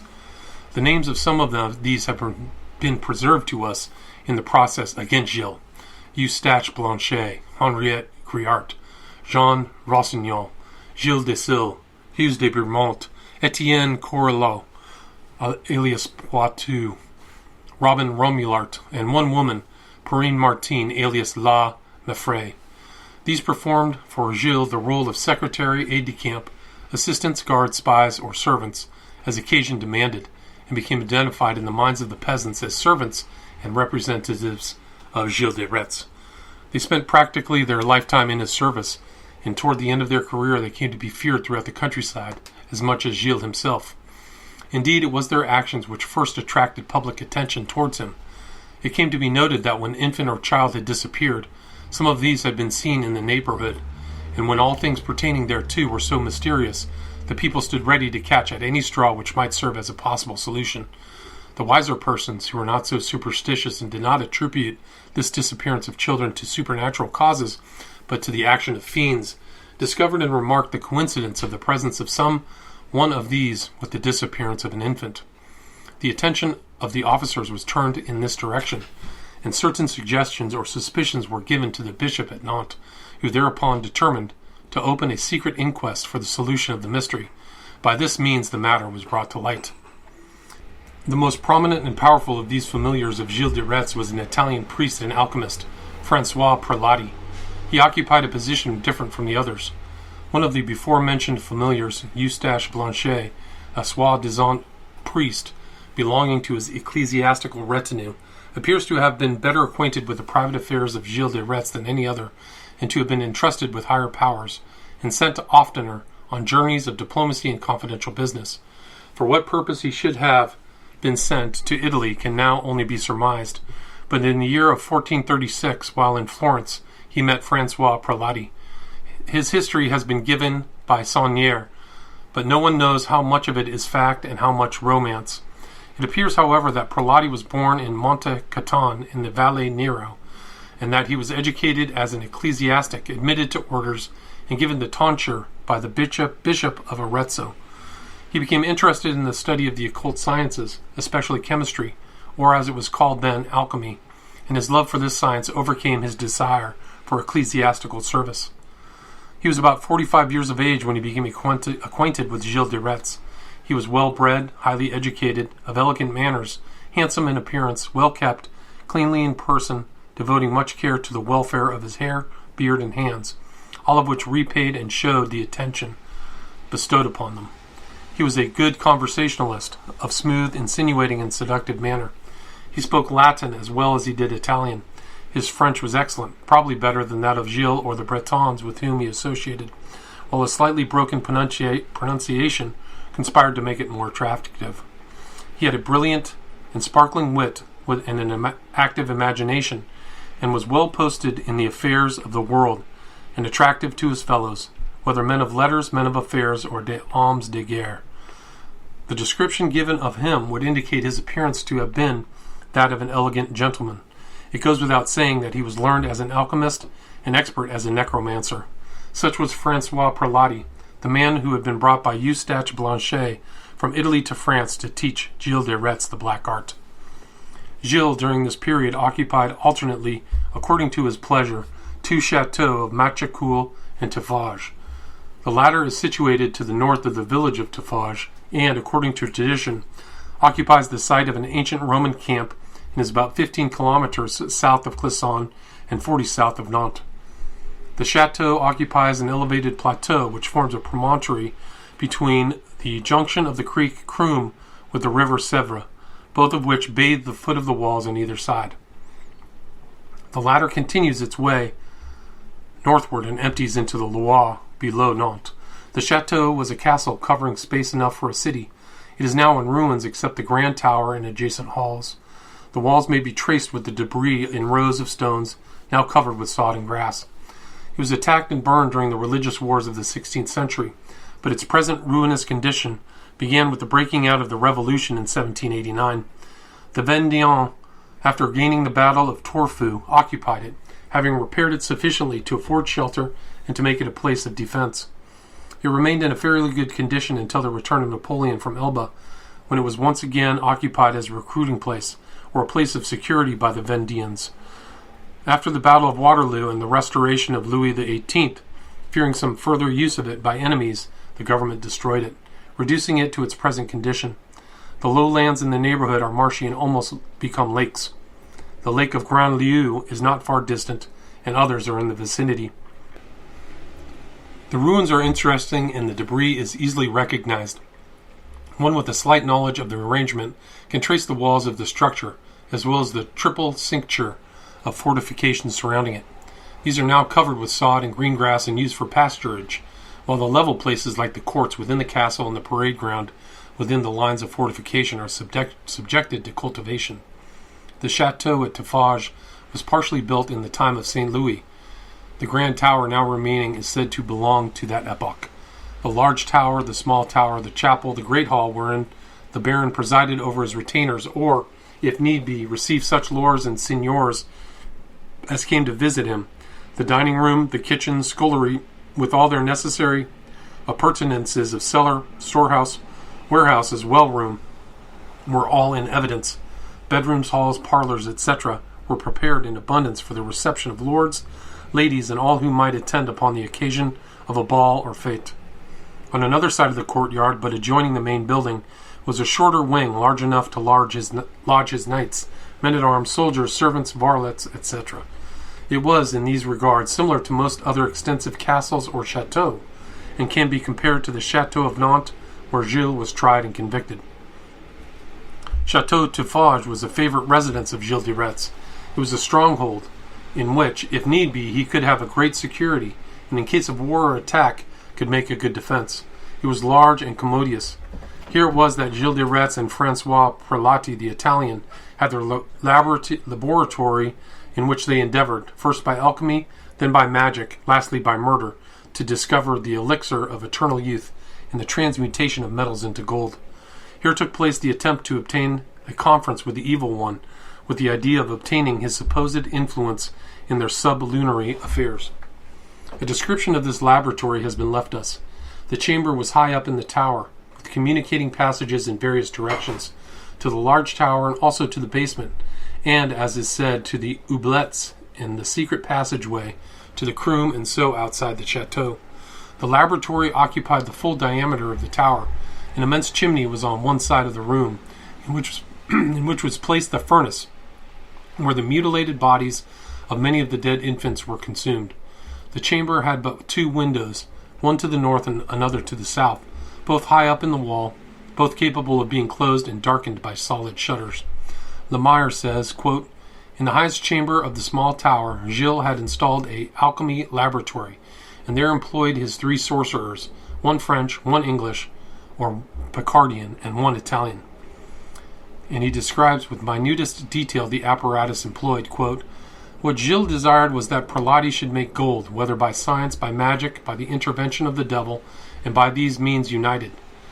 He attempted the transmutation of metals into gold. He distilled into retorts different liquids destined to dissolve the mineral substances after certain formulas of magic repeated under the invocation of demons. Prelati declared to Gilles that to make these operations successful required the addition of the hearts, hands, or eyes, but above all the blood of young children. The blood was to be used in tracing the magic circles and figures." Lemire believes that Prelati employed the secrets of chemical art, sulfur and phosphorus, and similar substances in forming fiery serpents to deceive Gilles. Quote, "Frogs and serpents, inoffensive but frightful in appearance, a leopard which was naught else than a large dog with bristling hair, cries of beasts, groans, sounds of trumpets, these were the apparatus employed in the scenes of invocation." Then he tells how to furnish victims for these magicians. Gilles carried on his abduction of children, choosing the little peasants who would not be missed, or whose parents would not be likely from poverty to pursue the search. Apparently the first step, at least the first step made public against Gilles de Rais, charging him with crime, and the first paper forming part of the ecclesiastical record in the archives of the Department of Loi Inférieure, is the, quote, "declaration of infamy against Gilles de Rais by the Bishop of Nantes, July 30th, 1440, unquote. It was in Latin.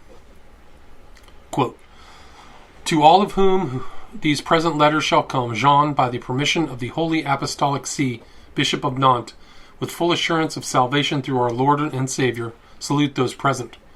We hereby make known, by visiting in person the parish of the Holy Mary of Nantes, in which is built the house or chateau vulgarly called La Suze, the frequent habitation of Gilles de Rais hereinafter described, a parishioner of this church and of other parish churches designated further on. Upon public rumor and the numerous reports that have come upon us by the denunciatory clamor of Agatha, wife of Denis de la Mignon of Donnet, widow of the defunct Reginald Donnet of Saint-Marie, of Jean Goubert and his wife Saint Vincent, of the widow Kerguin of Saint Croix, Nantes, of Jean, wife of Jean Darel, near Nantes, and Theophanie, wife of Charpentier of Saint Clement, outside the walls, fortified by the depositions of the synodical witnesses of these churches, and by men who, thanks to their probity and their well-known prudence, are above suspicion, and who, in the course of our pastoral visit in the same churches, we ourselves have interrogated with the greatest care upon the facts below indicated, and of still others pertaining to the duty of the bishop in his pastoral visits, we have discovered, and the depositions of the witnesses have proved to us, among other things, that Gilles de Retz, our subject and justiciable, by himself or by certain men his accomplices, has strangled, killed, and inhumanely massacred a very large number of infants, that he has committed upon them crimes against nature, that he has made or has caused to be made numerous horrible invocations of demons. He has made them to sacrifices and offerings, and has passed a compact with them, without counting other crimes, numerous and enormous, all of which belong within our jurisdiction, and finally by several other visits made by us or by the commissary acting in our name, we know that Gilles de Retz has perpetrated and committed these crimes and still others within the limits of our diocese, for which cause he was, and is now, and publicly for the knowledge of all, rendered infamous towards all grave and honest men. And to that end, that no person shall have doubt upon this subject, we have ordained and fixed, or caused to be fixed, our seal to these present letters, given at Nantes the day before the last of July, in the year of our Lord 1440, by the command of Monseigneur Bishop of Nantes. It does not appear that this declaration of infamy was ever made known to Gilles de Rais. It was made by the Bishop of Nantes in accordance with his ecclesiastical right and duty. It had, from early Christian times, had been the duty of the bishops of the church to make episcopal visits throughout their respective dioceses.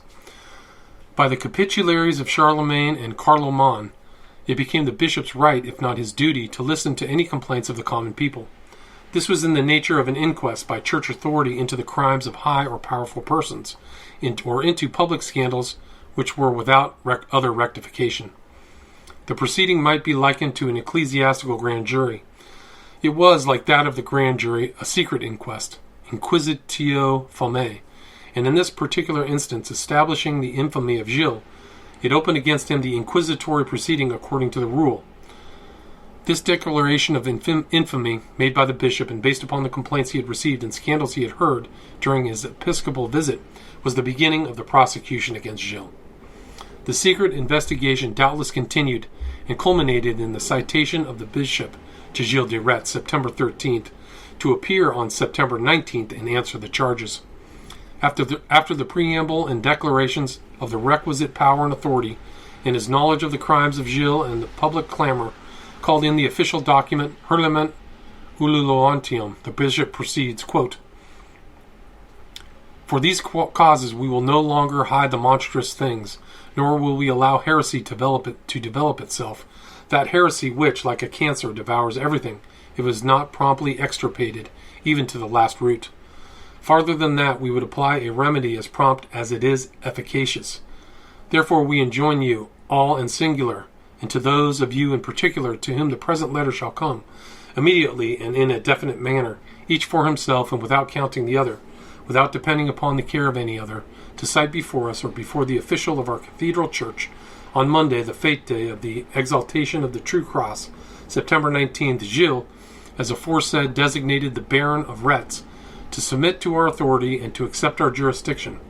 We ourselves cite him by these letters to appear before our bar, to respond to the crimes that are laid upon him. Execute therefore these orders, you and each of you, and every one of you, cause them to be executed. Given at Nantes on Tuesday, the 13th of December, in the year of our Lord 1440. Whether the Bishop of Nantes had, in his official capacity, already established a permanent ecclesiastical court for the trial of such cases as might properly be brought before it, does not appear, nor whether he had the necessary paraphernalia of officers such as prosecutors, clerks, record keepers, and an executive officer to serve processes, maintain order, etc., as would be usual and necessary in all regularly established courts. So it is not known whether the executive officer charged with the service of this writ was a regular officer or only one appointed for this occasion, but it abundantly appears that one Robert Guillaume, a notary of Nantes, received the writ for execution, and that in this matter he acted as executive officer for the bishop. Gilles de Rais was at that time at his chateau of Machacoul. Robert Guillaume took his aide Jean L'Abbe, a captain in the service of the Duke of Brittany, with a number of his troop, and together they repaired to Machacoul for the purpose of arresting Gilles on the warrant of the bishop. There has been some discussion over the part taken in the affair by the Duke of Brittany himself, and how far the proceeding met his approval, and how far he stood ready to give aid and assistance in carrying out the purpose of the bishop. Michelet asserts that the Duke of Brittany was highly favorable to the accusation, that he was delighted at the opportunity to thus strike at a Laval, and he ascribes this to the fact that the Laval family, though related to the Montforts, of which the Duke was one, had formed against him an opposition, the intention of which was to deliver Brittany to France. There can be but little doubt that the Duke of Brittany was entirely favorable to the bishop. They were near relatives and good friends. They had always stood together, and though the bishop never had any dispute with Gilles de Rais, yet the Duke frequently had. The Duke had already foreseen the waning fortune of Gilles, and stood ready to profit by it. He had refused to make publication in Brittany of the decree of interdiction of the king, for the sake of the opportunity which might accrue to obtain good bargains in purchasing the property of Gilles. It is scarcely possible, dependent as he must have been upon the Duke and his government, and the power and force of the secular arm for the execution of any decree that might be passed, that the Bishop of Nantes would proceed against so powerful a baron as Gilles, the Dean of the nobility of Brittany, Marshal of France, and Lieutenant General of the Duke's army, and enter upon an undertaking so gigantic, so fraught with danger, and so easy to miscarry, without having first consulted with, and obtained the approval and favor of his sovereign, with a promise of material assistance and governmental aid in case of need. This understanding between the bishop and the duke is established by the outcome of the process. We see that in every step the bishop not only received countenance and favor at the hands of the duke, but that he could be relied upon to furnish the necessary strong arm for the execution of the bishop's writs and decrees. Armed with the writ and warrant of arrest, Robert Guillaume and Jean Le Abbe proceeded to Machecoul with their troop of soldiers. What was their reception? Would they be successful in their undertaking and bring the mighty Baron de Retz back to Nantes as prisoner? Would he yield to the mandates of the law, obey the command of the bishop, and surrender himself as prisoner? He had a chateau, a veritable stronghold, and he had his army of retainers within it. He could divide both Robert Guillaume with his writ and Jean Le Abbe with his escort, but would he do so? Would he resist or would he yield? Michelet passes the highest encomiums upon this little band, whose intrepidity and courage he lauds as though it was a leading of a forlorn hope for its devotion to duty in entering upon so dangerous a procedure as this arrest.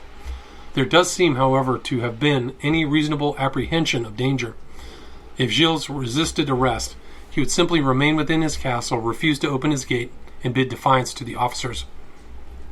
They would then return to Nantes and report their failure, and what would be done further was a matter for their superiors, the authorities of the kingdom. There may have been speculations as to what moved Gilles to surrender, but no one can tell with certainty what thus influenced him. He had three alternatives: resist arrest and fight it out with the authorities, drive back the officers, then flee the country, or submit to arrest. To shut himself up in his castle and resist arrest would bring down the entire power of the kingdom. He would be excommunicated by the church and besieged by the Duke's army. There was little prospect of success in that direction. Flight would be a confession of guilt. While he would have to leave everything behind, it would be practically impossible for him to take his fortune or even any considerable amount of valuables with him, and he would soon become poverty-stricken and an outcast. It is more likely that he pursued the conservative course of submitting to arrest, trusting to his rank, fortune, power, and the law's failure to make proof against him, hoping by these to evade conviction. That he was technically guilty of both heresy and sacrilege there could be but little doubt, and it appears that he had greater fear of these charges than of the others. When he found these were not to be pressed, and that he was to be charged with the abduction of infants, he may have felt stronger in the knowledge that he had never personally committed these crimes, and that they could not be directly proved against him. It is to be remembered that these offenses had been running for 8 years, that they had been committed in all parts of the country, always in isolated places, east, west, north, south, and Gilles may have come to the conclusion during the long series of years that whatever might be proved against his accomplices and active agents, nothing could ever be proved against him. And now, as he must make a decision immediately upon the arrival of Robert Guillaume and his warrant, Gilles may have felt the shortest and easiest way was the best. Partially, then from pride, from policy, from bravado, and in the belief that he would be able to defeat his adversaries in their proofs, he gave orders to lower the bridge, to raise the portcullis, and to open the gates of the castle. Submitting himself to arrest, he is reported to have said, quote, "I have always had the design to become a monk, and here comes the abbé, to whom I now engage myself." Robert Guillaume and Jean Le Abbe made search of the castle. Prelati, Poitou, Henriette were arrested with Gilles at the chateau. Blanchette was taken in the town, but most of the retinue of Gilles escaped. Then the escort of Jean Le Abbe put themselves in order of march, guarding their prisoners. Arrived at the chateau of Nantes, the gates were open, and Gilles de Rais, the Dean of the Barons of Brittany, Marshal of France, and his party were conducted within its heavy walls as prisoners and malefactors. Gilles was assigned one of the upper chambers in the Tour Neuve of the chateau, and here he remained during the trial, until the last day, when he was probably placed in the condemned cell. His accomplices were not treated with the same consideration, but were thrown pell-mell into the common prison of the castle. The Chateau of Nantes is really a castle and would be called such in England, or in English-speaking countries. It was built by, and had always belonged to, the government, first to the Duke and afterward to the King. Its construction dates from the 10th century. It was commenced by Conan, a Count of Rennes, a usurper, who commenced the castle as a stronghold, by the possession of which he hoped to resist the lawful claimant of the duchy and overawe the inhabitants of the city. That portion called Tour Neuve was built at this epoch, situated at the confluence of the river Eure with the Loire, and the waters of each of these rivers originally bathed the foot of the walls. Conan did not long enjoy his possessions in Nantes. He was attacked and overthrown, and Aymeric de Thouars took possession under the title Count of Nantes. During this epoch he built the Chateau of Champtoceau, which figured as the place of the capture of Clisson.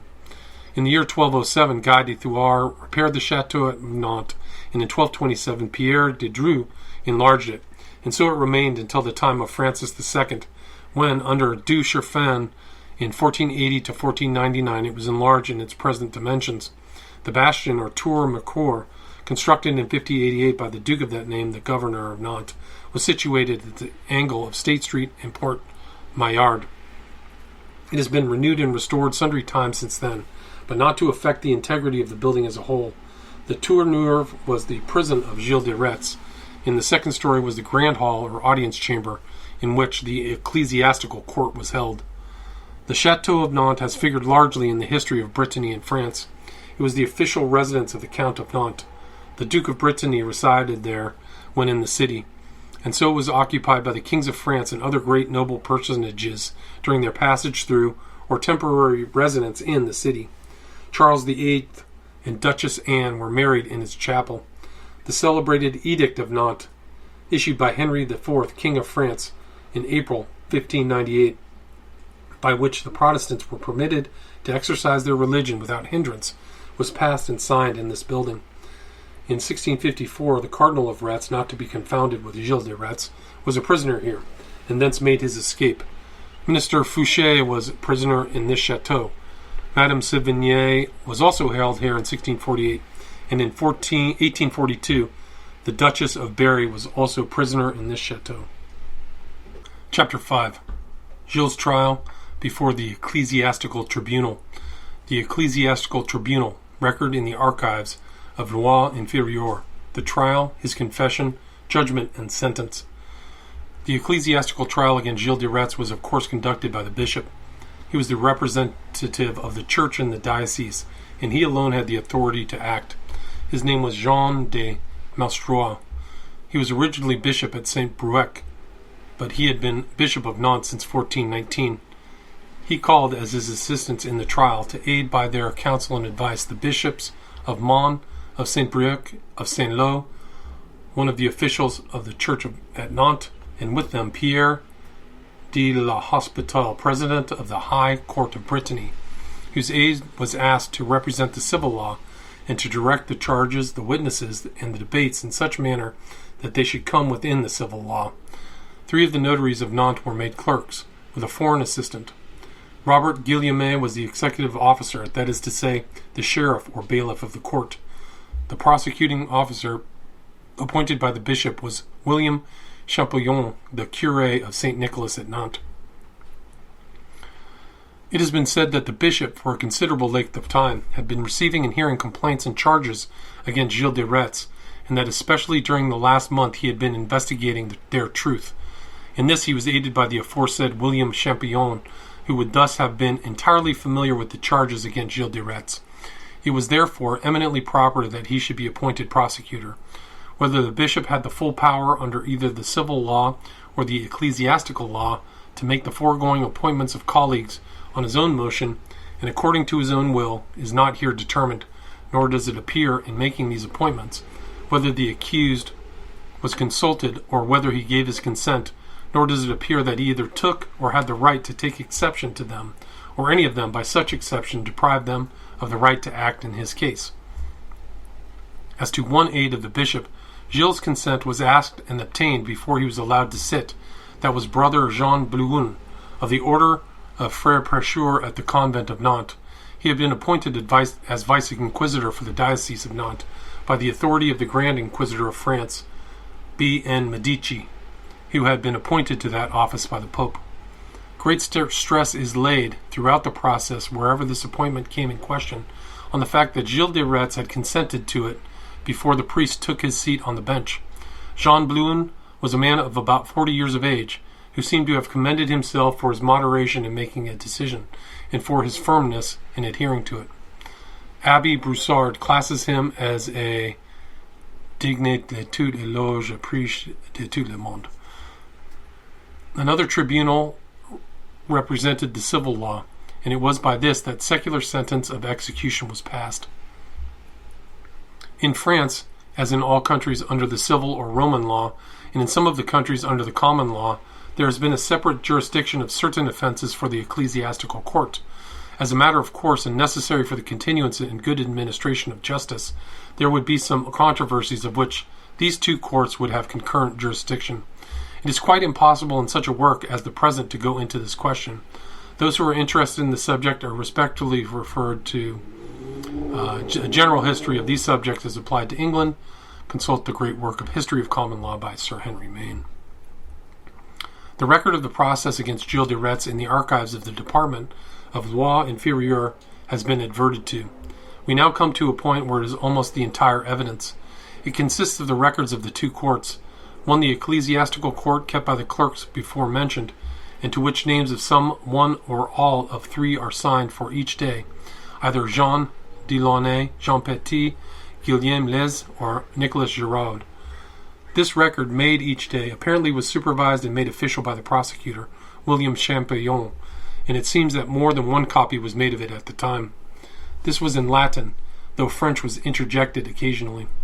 The other record was of the civil tribunal, the record of the day's proceedings being reduced to writing and signed by Toucheronde as commissioner of the civil court, and by one of his aides, or as they call them, assesseurs, who signed, alternating with Toucheronde. Their names were Nicolas Chateau, Michael Evillard, and Jean Coppergorge. This record was kept in French, the vulgar tongue, in very bad French, and a very vulgar tongue it was. It would be interesting to philologists to note the changes during the last 550 years in the spelling and doubtless pronunciation of the words of the French language.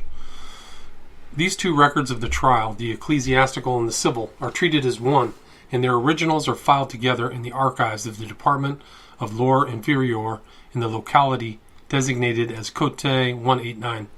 4 copies of this record have been made, 2 in the year of 1530, one of which was at the request of Gilles de Laval, and another for the Sieur de la Tremois. The copy given to the family of Laval has disappeared and no trace of it is known. The other for Tremois was placed in the Chateau of Thouars, which, it is to be remembered, was the family name of the wife of Gilles de Retz. This copy has taken its name from this chateau and is known in history as the Manuscript de Thouars. It was left in this chateau until its existence was forgotten. When the chateau was bought by the state and became part of the national domain, all papers and documents belonging to the family were transported to the Chateau of Serrant in Anjou, of which one of the ladies of the family of Tremois was mistress. This copy of the record was in a pile of documents, tossed pell-mell and without order, and here Monseigneur Marchequet, the archivist of the Department of Maine-et-Loire, discovered it. The Duc de la Tremois immediately took steps for its preservation. This record was on parchment like the original and comprises 420 pages, of which 303 in Latin are the record of the ecclesiastical trial. The last 808 pages constitute the record of the civil tribunal and are in French. 2 other copies have been made in modern times, one for the Bibliothèque Nationale, Paris, made under the Second Empire, and one for the public library at Carpentras, both of which have been certified as true. The author procured a photograph of an open page from the original ecclesiastical record in the archives at Nantes. It was made on his personal application while he was consul of the United States at Nantes. These records will be explained in this work, and upon their foundation rests the entire history of Gilles de Rais. Without this record or its copies, the true story of Bluebeard could not be written.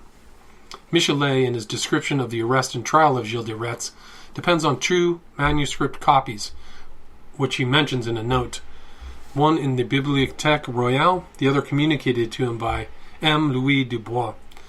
The warrant of arrest of Gilles de Rais was signed by the bishop on the 13th of September, 1440.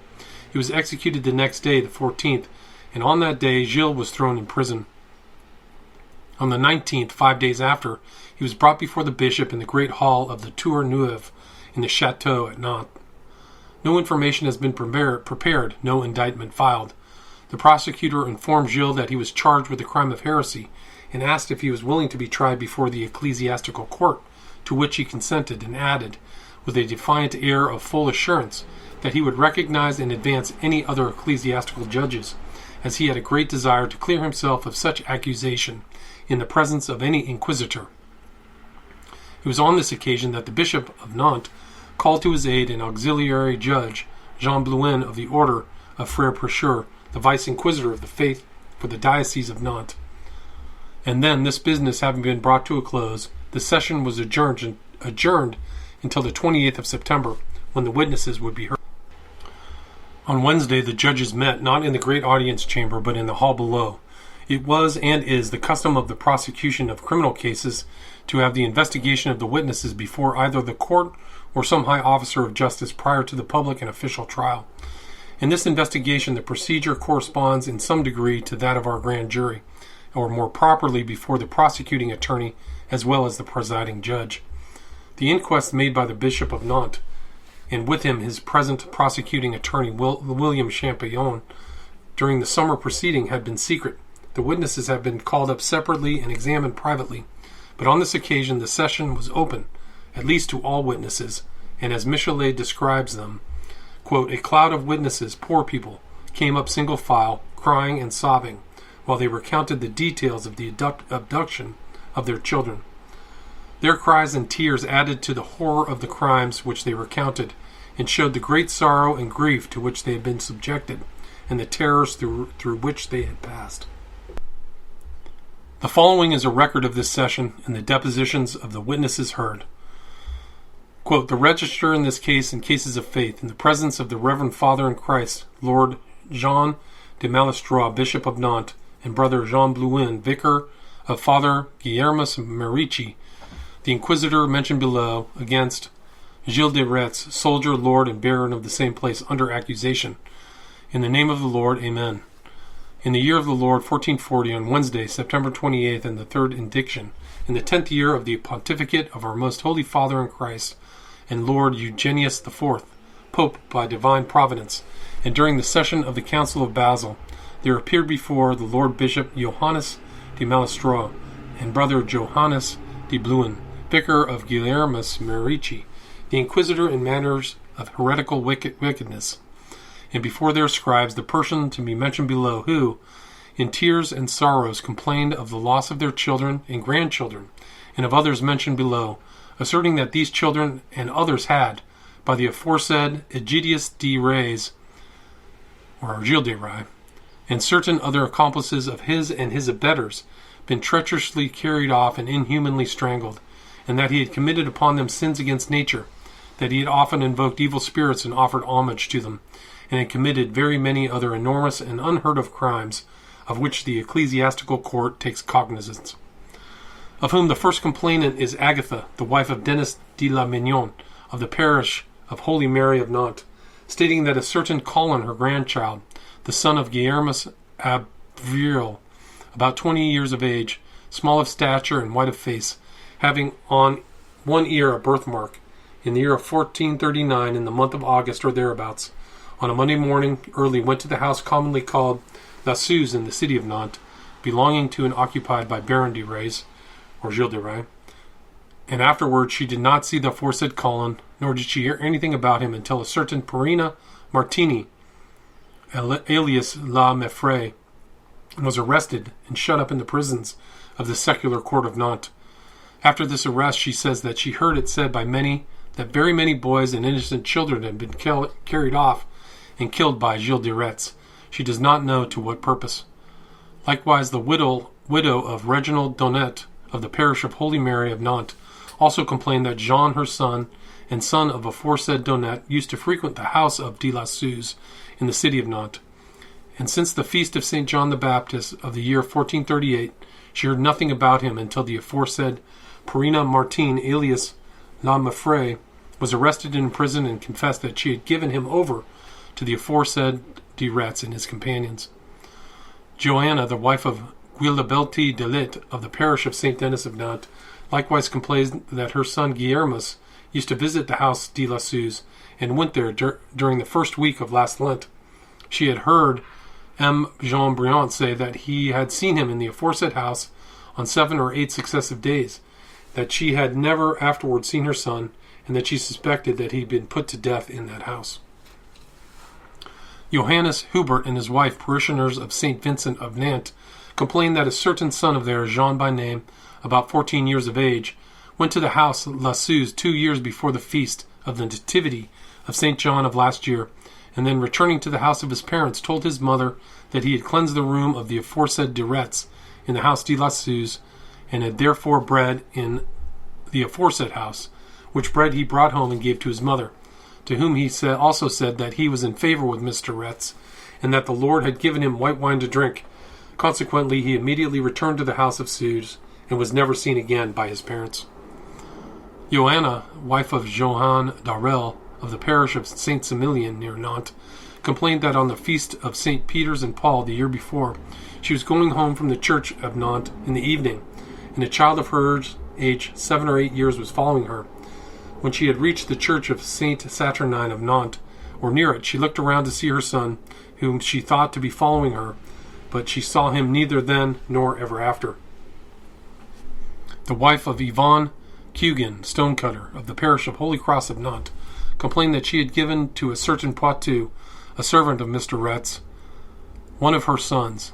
This she did between the feasts of Easter and Ascension, to be a servant to him, as the aforesaid Poitou asserted. The son was about 15 years of age, and afterwards she never saw him again.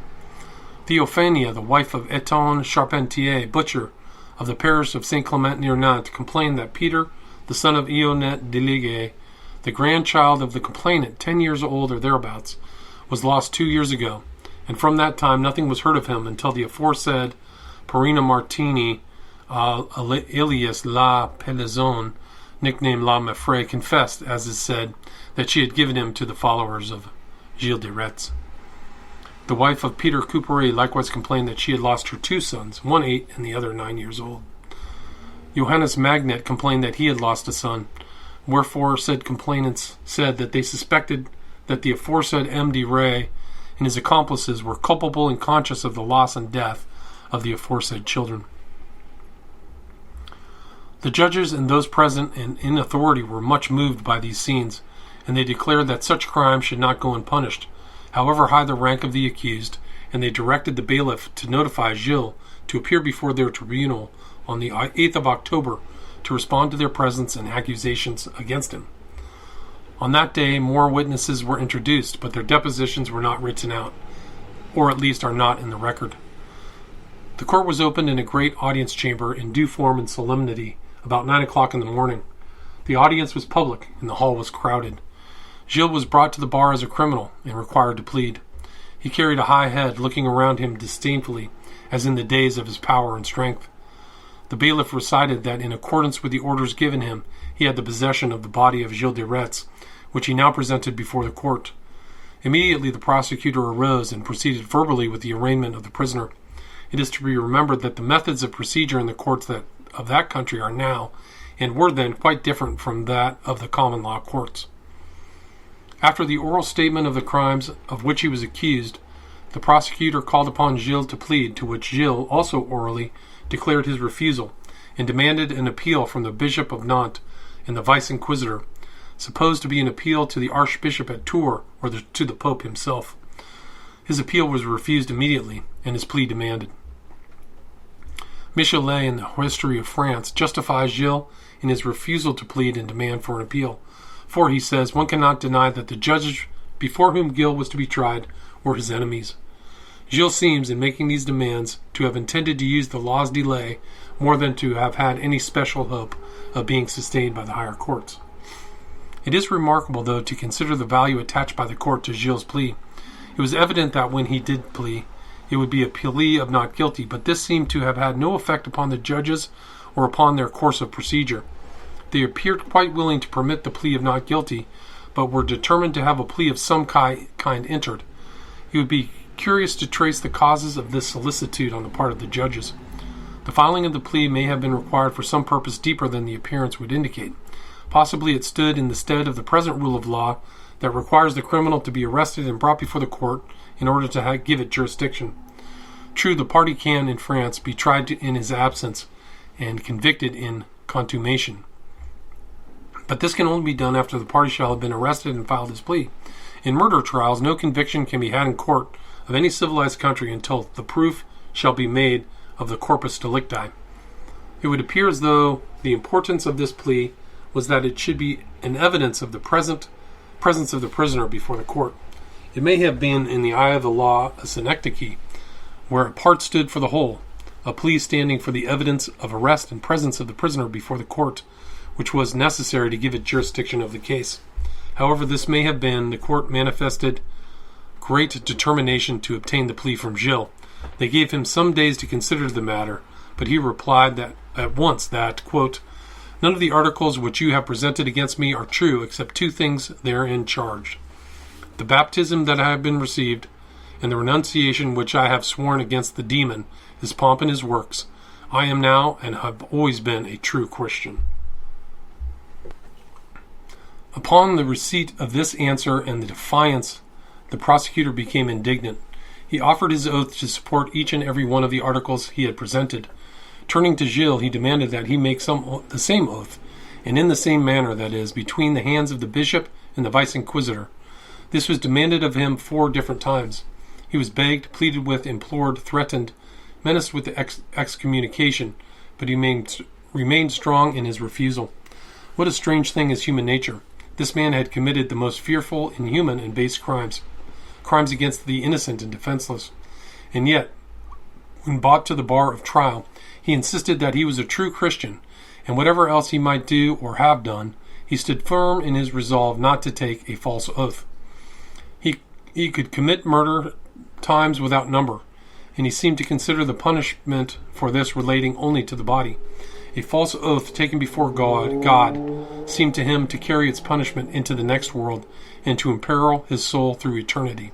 He was willing to commit murder, but he was afraid to commit perjury.